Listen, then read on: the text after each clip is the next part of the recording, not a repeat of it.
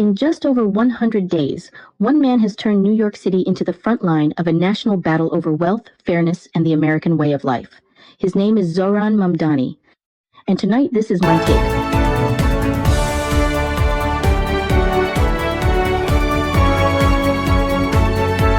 Good evening, I'm Laura, and welcome to my take. This week, New York City Mayor Zohran Mamdani welcomed a very familiar face, former President Barack Obama. The two sat together at a daycare center in the South Bronx, reading books to toddlers and leading a sing-along of Wheels on the Bus. Obama called it a good time. Great spending time with New York City's cutest, he posted on social media. Mamdani said the visit was about more than a photo op. Quote, "We discussed our administration's vision for this city, one where New York's youngest have the strongest start possible." The visit came 1 week after Mamdani marked his 100th day in office, and it was designed to spotlight one of his biggest campaign promises, universal free childcare for every New York City child from 6 weeks old to 5 years old. Childcare costs have long been a crisis for New York families. After rent, it is the single biggest expense, and it is pushing families with young children out of the city at twice the rate of everyone else. Mamdani's answer: make it free for every child. No income limits, no means testing, no exceptions, not even for immigration status. He also wants to raise wages for childcare workers, a quarter of whom currently live in poverty, bringing their pay in line with public school teachers. The price tag? An estimated $6 billion. Governor Kathy Hochul has signed on to the first phase. Starting this fall, 2,000 free childcare spots will open for 2-year-olds across Manhattan, the Bronx, Brooklyn, and Queens. By 2027, 12,000 children, the long-term goal, every 2-year-old in the city. So who qualifies? And who does this policy actually reach? The first 4 communities selected tell a clear story. School District 6, Washington Heights, and Inwood in Upper Manhattan, home to one of the largest Dominican communities in the United States. School District 10, Fordham, Belmont, Morris Heights, and East Tremont in the Bronx, majority Black and Latino, among the poorest neighborhoods in the city. School District 14, Williamsburg and Greenpoint in Brooklyn, Latino families and working-class immigrants. And School District 27, Ozone Park, Richmond Hill, and the Rockaways in Queens, dense with South Asian, Indo-Caribbean, and Black immigrant families. These were not random choices. They were selected based on economic need, existing child care gaps, and provider readiness. The racial and economic dimensions are central to Mamdani's fairness argument. Working-class New Yorkers are 4 times as likely to leave the city as wealthy ones. The burden of childcare costs falls hardest on mothers, disproportionately women of color, many of whom have left the workforce entirely because they simply cannot afford care. This policy is not just about childcare. It is about who gets to stay in New York City. But childcare is only part of Mamdani's agenda. On tax day, April 15th, he took the stage at the CUNY Graduate Center alongside 2 of the world's most prominent economists, Nobel laureate Joseph Stiglitz and French economist Gabriel Zucman. Together, they called for a sweeping tax on the super rich. They also co-signed an op-ed in The Guardian calling inequality a global crisis and demanding billionaires pay their fair share. Mamdani called for a 2% tax on global wealth. Stiglitz put the stakes in stark terms. Over the last 25 years, 41% of all new wealth went to the top 1%. The 400 richest Americans now pay roughly 24% of their income in taxes, down from about 50% in the 1960s. Locally, Mamdani and Governor Hochul announced New York City's first ever Paid-A terror tax, a surcharge on second homes worth more than $5 million owned by people who do not live in the city, expected to raise at least $500 million a year. The backlash was immediate. President Trump posted on Truth Social, "Sadly, Mayor Mamdani is destroying New York. The tax policies are so wrong."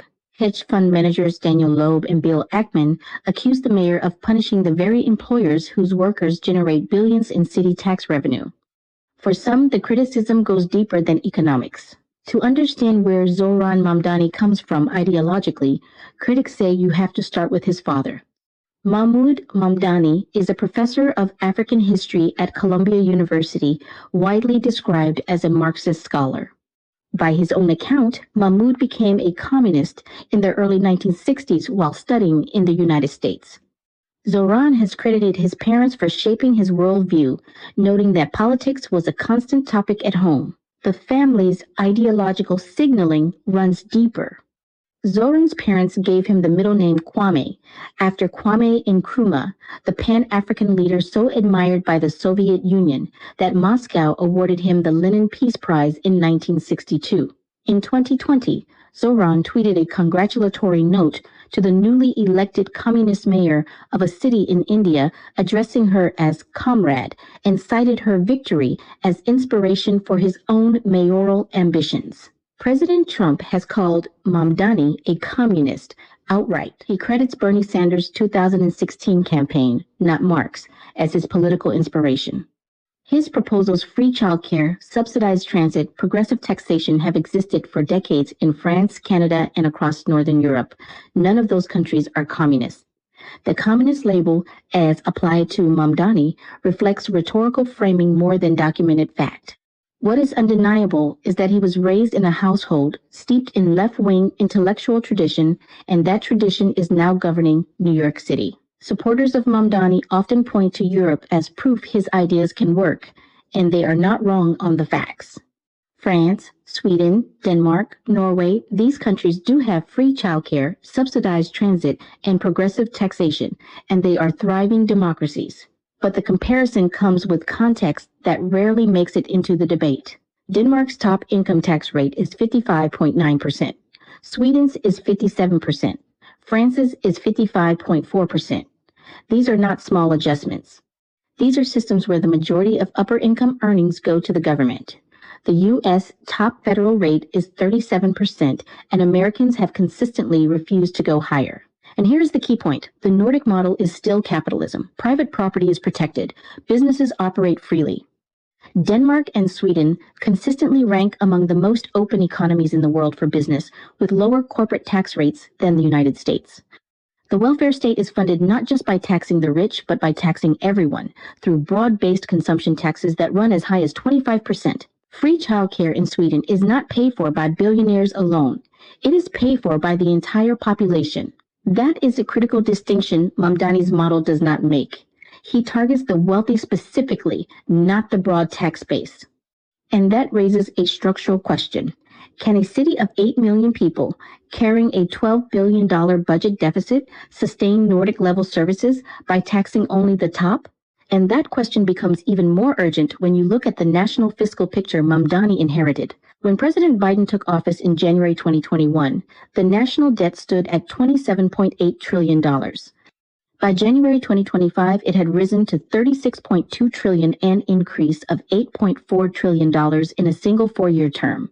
The fiscal year 2024 deficit alone reached $1.8 trillion, double what the Congressional Budget Office had projected when Biden took office.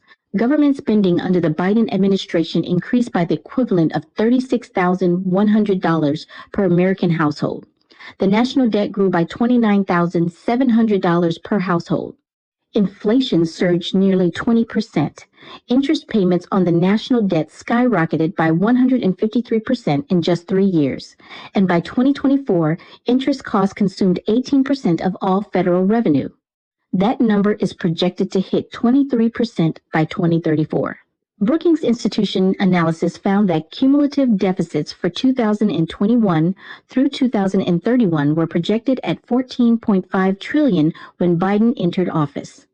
By the time he left, that same window faced $21.2 trillion in projected deficits. Moody's downgraded the U.S. credit outlook. The Federal Reserve Chairman and the CBO Director both warned the nation was on their words an unsustainable fiscal path. This is the national fiscal inheritance that frames Mamdani's local agenda.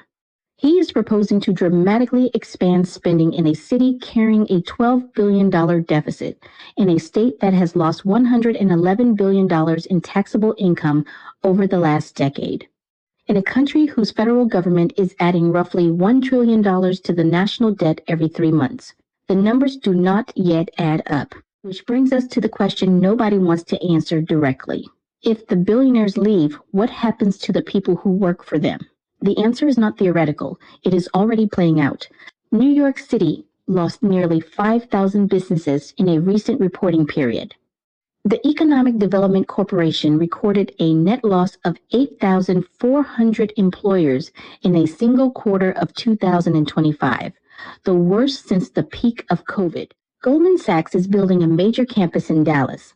JP Morgan Chase has dramatically grown its Texas workforce. Wells Fargo moved its entire wealth management division to West Palm Beach. Over 1,800 millionaires changed their New York address in 2025 alone. These are not just rich people taking their money to Florida. They are employers. When a hedge fund leaves Manhattan, it takes its traders, analysts, assistants, IT staff, and office workers with it, or leaves them behind without jobs. When a financial firm relocates, the restaurants, dry cleaners, car services, and retail shops that depend on those workers lose their customers. The ripple runs deep into the working class neighborhoods. Mamdani says he is fighting for. New York City's private sector added only 13,000 jobs in all of 2025, a collapse from 95,000 the year before. The Black unemployment rate hit 9%, 6 points above the white rate, wiping out years of progress. These are the exact communities Mamdani's childcare and transit programs are meant to help. But if the tax base keeps eroding, those programs have no money behind them. His $6 billion childcare program, his free transit proposals, his expanded public services, all of it depends on a revenue stream that is already shrinking. If the wealthy leave and take their contributions with them, the city loses the income taxes, the capital gains taxes, the business taxes, and the philanthropic donations to hospitals, schools, and cultural institutions, and the jobs those businesses supported. Who pays then? The middle class. The very people Mamdani says he's protecting would face higher property taxes and reduced services. Dallas Mayor Eric Johnson said it plainly in early 2026. What was a trickle of departures would turn into a flood. Florida officials reported calls from New York companies jumped 5 to 10 times after Mamdani's election. The uncomfortable truth is this. Mamdani's programs are built on the assumption that the rich will stay and keep paying, but the data shows they are already leaving and at an accelerating pace. Free childcare means nothing if the city cannot afford to keep the lights on. I am Laura, and that is my take for today. Due to time constraints, my take will be posted periodically, not daily.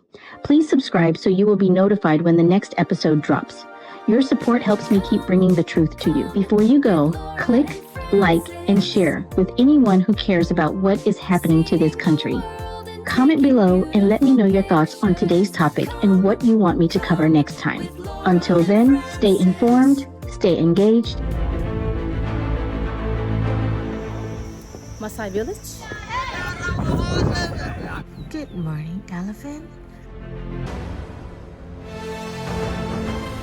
We are in Ibiza right now.